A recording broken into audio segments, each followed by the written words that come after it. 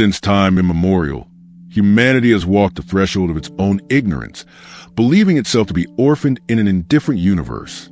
However, the true tragedy of humankind has not been its insignificance in the face of the vast cosmos, but rather the mutilation of its legacy, the veil imposed upon its own eyes, the grand falsehood that has consumed civilization after civilization, creed after creed.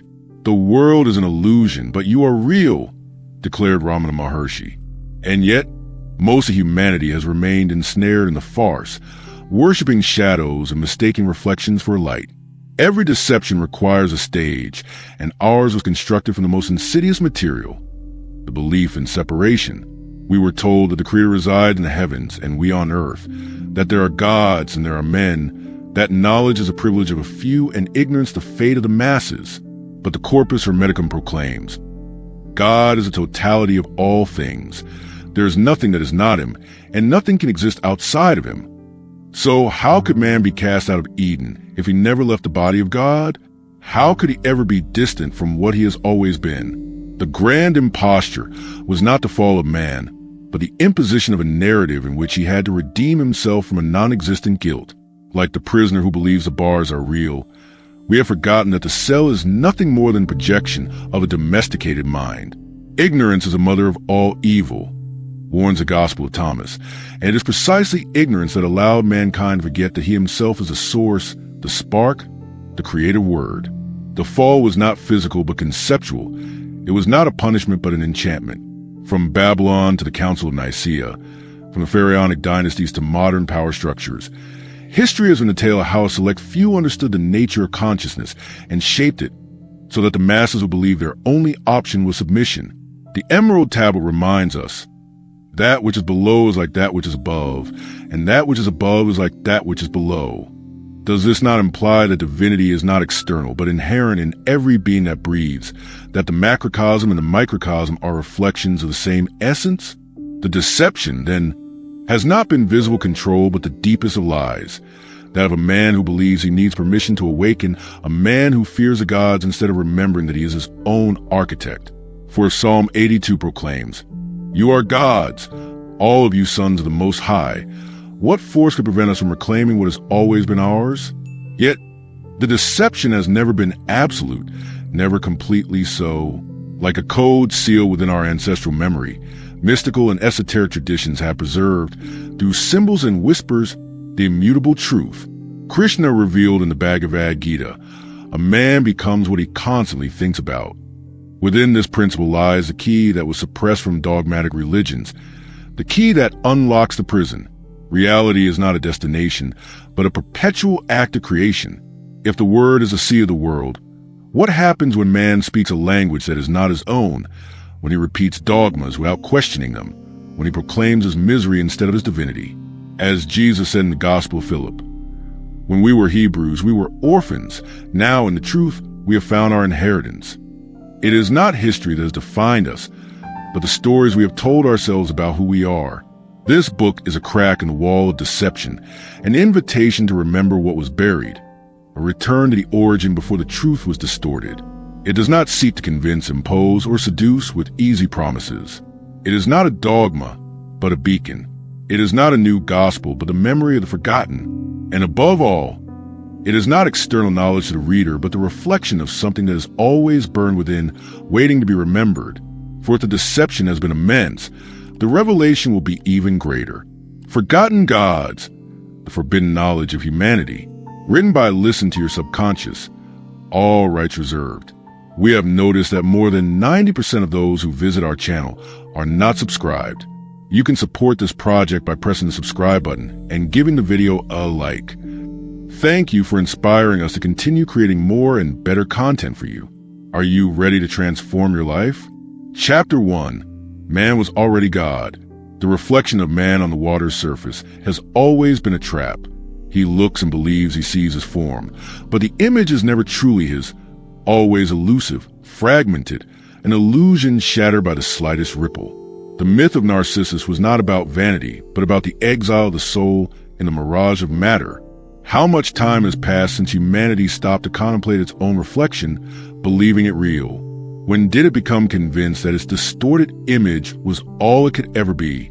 Before deception took shape, before words became chains and truth a concealed privilege, man did not see himself as inferior to the gods, because there was no distinction between them. You are that, declares the Shandoju Upanishad, and within that simple assertion lies the entirety of the consciousness that has been stripped away. For man was never separate from the One, never needed to evolve toward the divine, never had to beg for enlightenment. His only sin was forgetting. Gnosticism taught that, in the beginning, the spark of spirit was in perfect unity with the whole, like a drop indistinguishable from the ocean. There were no unreachable heavens, no superior beings governing eternity. That which is above is like that which is below, and that which is below is like that which is above, warns the Emerald Tablet, indicating that there is no real division between the cosmos and man, except for the one imposed by the veils of perception. And yet, a shadow emerged, a subtle deception that turned perception into captivity. The world was rewritten, this time not as a field of limitless creation, but as a prison of constraints. Man was not told that his consciousness could shape reality, but that he had to submit to a predefined structure. Thus was born the cult of the external, the submission to external forces, the worship of idols and dogmas, the replacement of the self with a mold designed to weaken it. You are gods, and all of you are sons of the Most High, proclaimed Psalm 82, verse 6. But the next line is the one the world remembers. But you will die like mere men. The fall was not physical, but conceptual. It was not a punishment, but a program of domestication, the conditioning that has obscured what has always remained present. When man discovers himself, he will understand that he is imperishable and that death holds no power over him, proclaims the Corpus Hermeticum. True initiation does not lie in receiving external teachings, but in recalling what is already inscribed in the soul. Man was already divine before anyone made him believe otherwise. His path of return is not an ascent, but a reunion with what he never ceased to be. So, what hinders his awakening? What keeps him bound to the illusion of insignificance? The answer is simple, yet its acceptance represents the ultimate trial. The captive clings to his cell because he fears the abyss that stretches beyond. He has spent so long believing himself to be a beggar that he no longer knows how to walk with the dignity of a king. However, the moment has arrived. The voices of the ancients resonate once more. The prison has been an idea, and like all ideas, it can be dissolved. Man was always divine. He need only remember it. Chapter 2, Separation, the true original sin.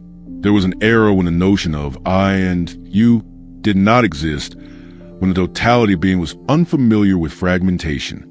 There were no divisions, no boundaries between heaven and earth, between the material and the spiritual, between the creator and the created.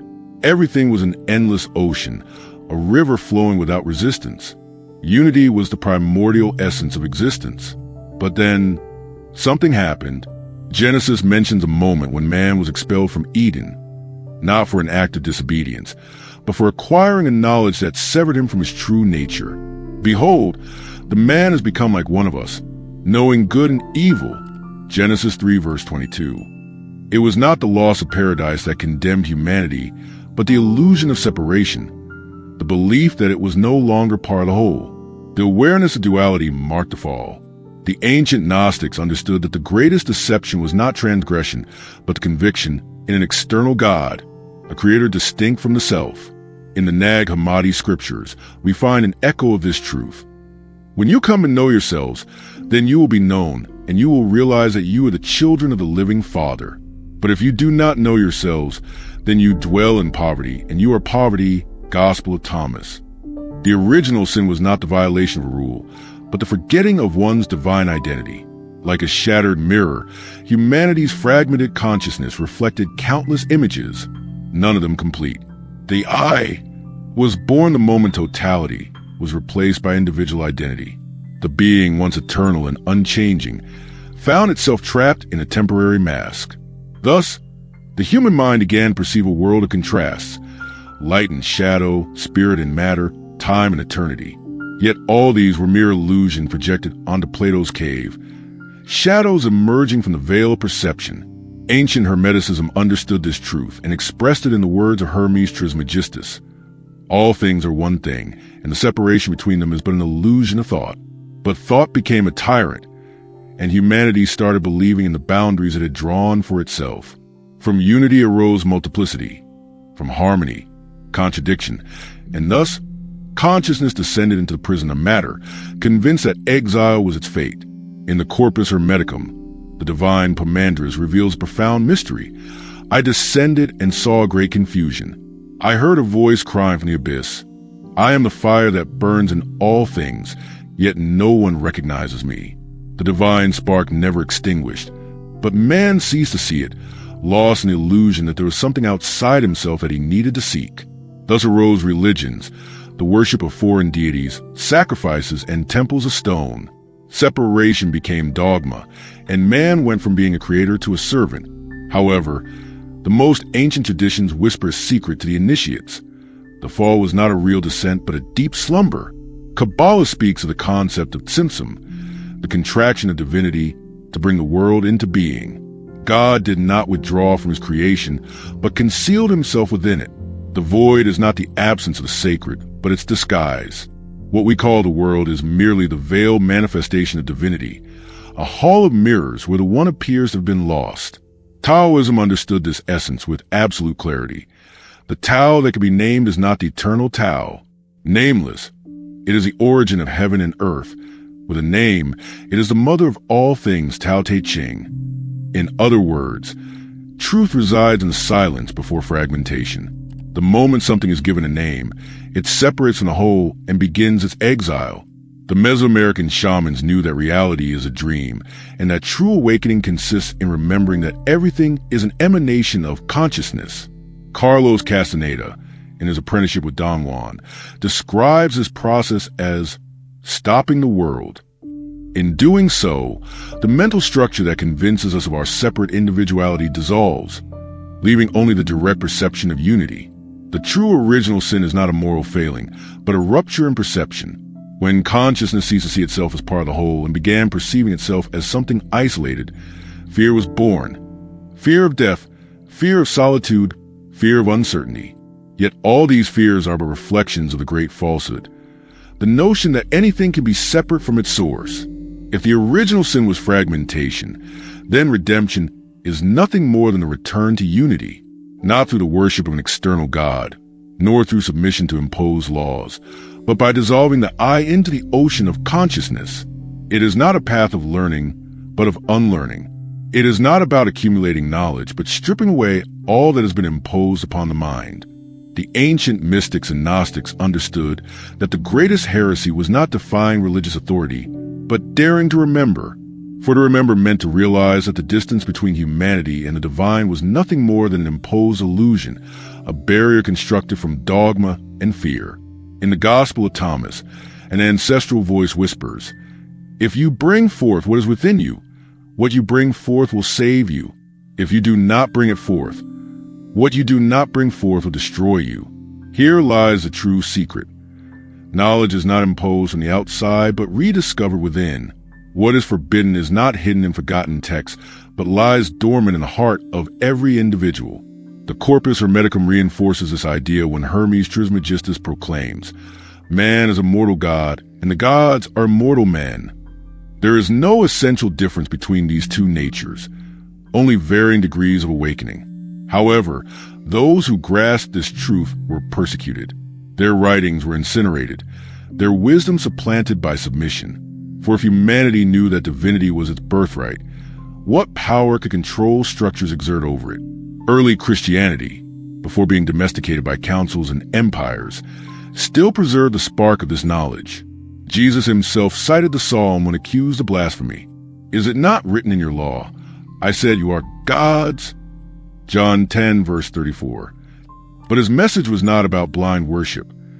It was about remembering the primordial essence of every human being. The first followers of the way knew that salvation was not granted by an external entity, but was illumination one had to achieve within oneself. And that teaching was dangerous.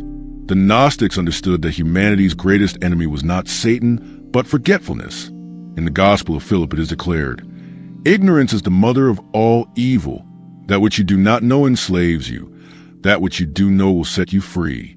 Thus, the great conspiracy against ancestral memory was born. Temples of knowledge were destroyed, scriptures were rewritten, and truths were buried beneath centuries of superstition and fear. Yet, there were always those who whisper the truth on the fringes of history, those who refuse to forget. The Emerald Tablet, attributed to Hermes Trismegistus himself, encloses an immutable truth that resonates with the message of Psalm 82.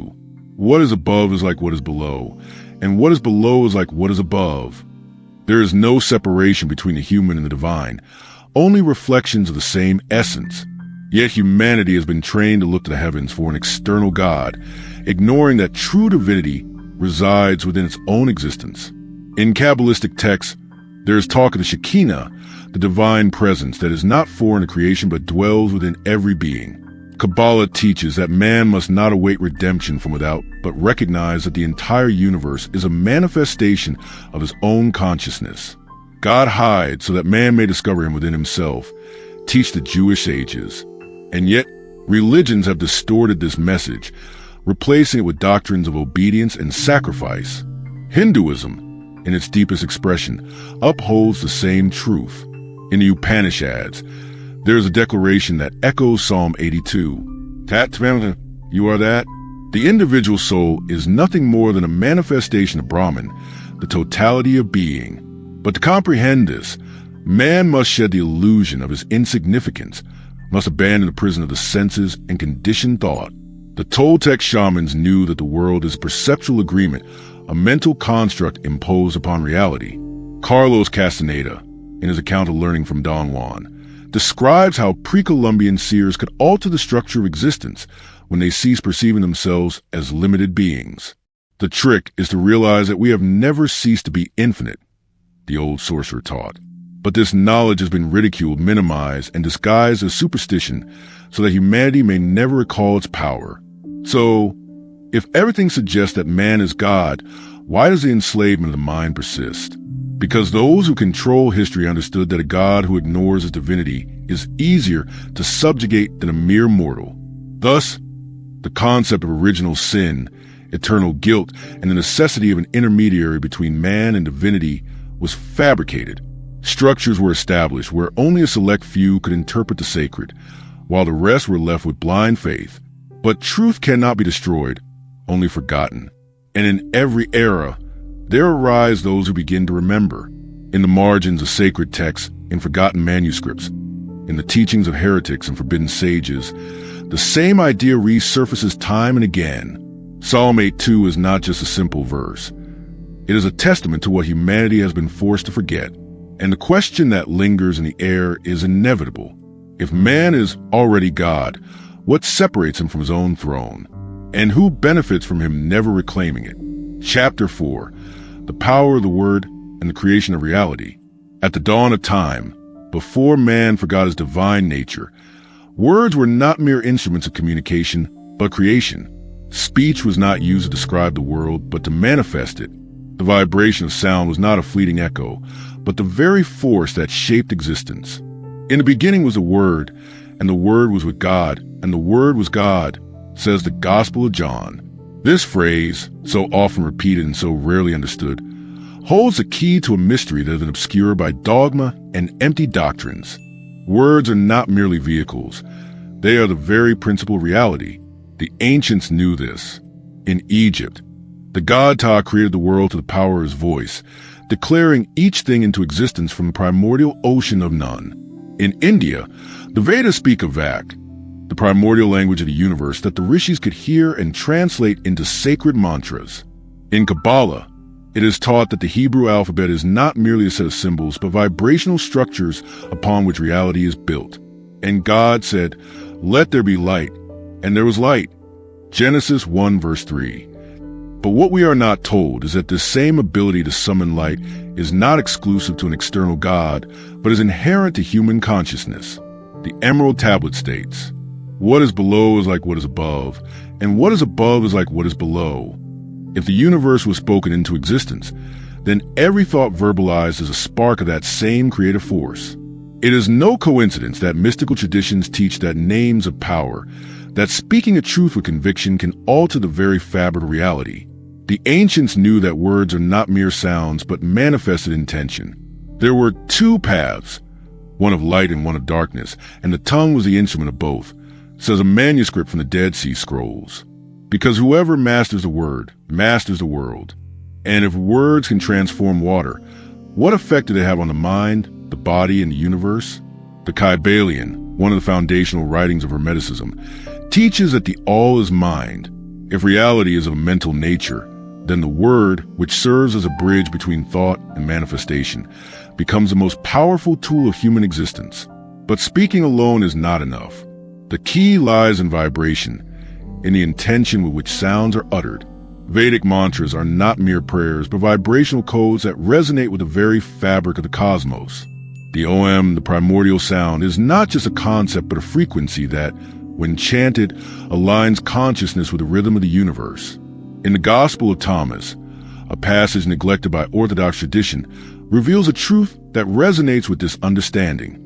If what comes out of your mouth originates from your heart, it will save you. But if what comes out of your mouth does not come from your heart, it will condemn you. Here lies the essential principle of conscious creation. Words only hold power when spoken with awareness and purpose. It is not enough to repeat empty phrases or recite prayers mechanically. The true magic of the spoken word lies in the fusion of thought, emotion, and vibration. The ancient shamanic traditions of the Americas also understood this principle. For the Toltecs, the impeccable word was the key to power. Don Miguel Ruiz heired this wisdom, expressed in the Four Agreements. Be impeccable with your word. Use the power of your word in the direction of truth and love. Because every word uttered is a seed that germinates in the field of reality. Speaking with fear and doubt creates invisible chains. Speaking with clarity and determination opens doors that once seemed closed. In Hermetic rituals, knowledge of sacred names was essential. In esoteric tradition, divine names were not mere identifiers, but vibrations that contained the essence of what they represented. YHVH, the Tetragrammaton, connected the initiate with the creative forces of the universe. This principle is echoed in the teachings of alchemy and Kabbalah. Knowing the true name of something grants dominion over it. However, the modern world has trivialized the word. Language has been distorted, turned into an instrument of manipulation and confusion. Orwell warned of this in 1984, describing Newspeak, a language designed not to expand thought, but to constrain it. Because whoever controls the meaning of words controls the perception of reality. This is a true battle of our time, not a war of armies, but a clash of narratives. We have been taught to speak without awareness, to forget that every word is a decree, that every verbalized thought is a pact with the universe. Thus, the inevitable question arises, how can we reclaim the power of the word? How can we return to the awareness that every syllable spoken shapes our existence? The answer lies in intention, in the act of speaking with full consciousness that what is said becomes reality. It is not about repeating affirmations without conviction, but about feeling in every word the force of creation. To speak with truth is to speak with power. To speak with fear is to shackle oneself to illusion. In the book of Revelation, it is written, "From his mouth came a sharp, double-edged sword." The word is that sword. It can create or destroy, liberate or enslave. Everything depends on how it is wielded. If everything that exists is vibration, if the universe is manifested sound, then reclaiming the power of the word is remembering that each of us is an incarnate verb, a voice with the potential to shape reality itself. But are we ready to assume responsibility for our words? Or do we prefer to continue speaking without thinking, without feeling, without understanding that every sound emitted is a thread woven into the grand web of existence? Chapter 5. Other traditions that taught the same. Since time immemorial, knowledge has been transmitted orally, concealed in symbols and myths that, far from being mere fictions, contain the keys to what has always been. Like a river that changes its course but never its essence, eternal truths have taken on multiple forms in diverse traditions. However, beneath the surface of different names and seemingly unrelated narratives, the same flame burns at the heart of all teachings. In Egypt, the voice of Hermes Trismegistus echoed through the temples, repeating the primordial axiom. God is an infinite sphere whose center is everywhere and whose circumference is nowhere. Divinity was neither external nor distant but immanent, vibrating in every particle of existence. This same truth is found centuries later in the Upanishads, where the sage declares, Tat Tvamasi, you are that. The divine is not something to be attained, but something to be remembered. It is not a distant promise, but the very substance from which we are made. The Hebrew mystics, guardians of the secrets of Kabbalah, encoded in the Tree of Life the soul's journey back to its origin. In the Zohar it is written, before creation, the infinite light filled all existence. For anything to be manifested, the light had to contract. Here lies a profound mystery. The illusion of separation is not a punishment, but the veil that makes experience possible. The descent into the material world is not a fall, but a path towards self-knowledge. The Gnostics taught the same when they spoke of the pleroma, the original fullness from which humanity was exiled, not by condemnation, but by the forgetfulness of its true identity. Buddha, meditating under the Bodhi tree, grasped what the Vedic sages had already glimpsed. Reality is nothing more than a dance of the mind, an illusion woven by desires and fears. In the Lankavatara Sutra, it is said, the ego is the veil that prevents seeing the whole, the filter that fragments what in its essence is indivisible.